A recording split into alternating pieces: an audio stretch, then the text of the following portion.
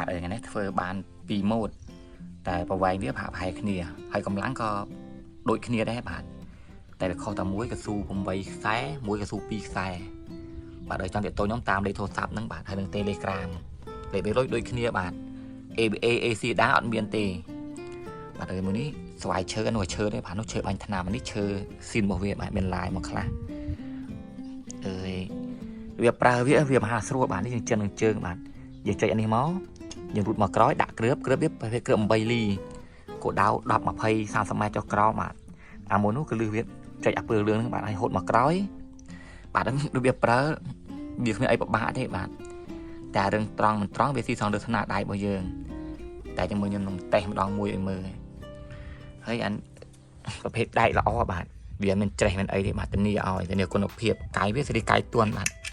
កាយទន់មែនទែនបាទជាមួយខ្ញុំតេស្តម្ដងមួយឲ្យមើលតេស្តគោដៅ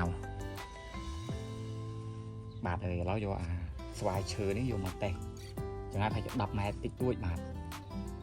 បាញ់កំប៉ុងប៊ីយាយើងបាទអូហូគ្រឿបទី1ភ្លឹបបាទនេះស្រាលស្អាតគឺនេះស្វាយនេះខ្ញុំអត់បានបាញ់ថ្នាំទេបាទឡាយវាក្បាលចកគឺខ្ញុំធ្វើមកស្អាតបាទ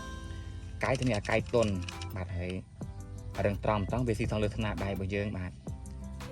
មួយនេះមួយទៀតបាទឥឡូវខ្ញុំមកតេស្តមួយនេះឲ្យមើលមួយទៀតតែប្រវែងវាកម្លាំងវាដូចគ្នាតែកស៊ូវាអានេះកស៊ូវាធំតែវាទៅ2អាស័យនោះវា8អាស័យបាទហើយវាប្រាប់ដូចគ្នាទេបាទយើងចុចអានេះមកយើងហូតមកក្រោយបាទហើយដាក់គ្រឿបមកបាទវាប្រើខ្ញុំមិនហត់ប្រាប់ក៏បានដែរវាប្រើបាទវាគ្មានអីពិបាកសម្រាប់យើងទេបាទហើយដាក់គ្រឿប8លីក៏បាន10លី12លីក៏បានដែរបាទយើងដាក់គ្រឿបកាន់តែធំវាកាន់តែខ្លាំងតែគ្រឿប8លីនេះយើងរកទិញតាមជាងម៉ូតូកន្លែងណាក៏មានដែរបាទហើយយើងចាប់អានេះមកយើងហូតទៅមុខបាទតែជិបឲ្យលឺធ្នោ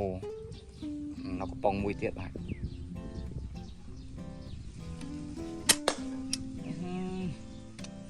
មួយណាក៏ត្រូវទេបាទវីដេអូនេះមានកាត់តទេបាទមកគ្រឿបមួយបាទចង់បានម៉ូតនេះក៏បានចង់បានមួយនេះក៏បានបាទតែមួយនេះស្អាតពីរនេះតម្លៃដូចគ្នាតម្លៃ60ដូចគ្នាបាទ60ខ្ញុំថែមគ្រឿបមួយដបបាទគ្រឿបនេះគ្រឿប8លីគ្រឿបល្អបាទមួយដបបាទបាទអានេះមានតែប៉ុណ្ណេះហើយបាទមើលម៉ូតបាទ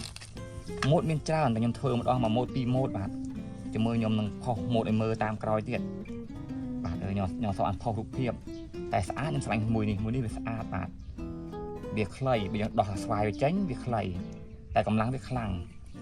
ហើយកស៊ូយើងដាក់ថែបានមួយទៀតបាទទាំងអស់វាមកខាង5នេះបាន14បាទវីដេអូមានតែប៉ុណ្ណេះឯងបាទ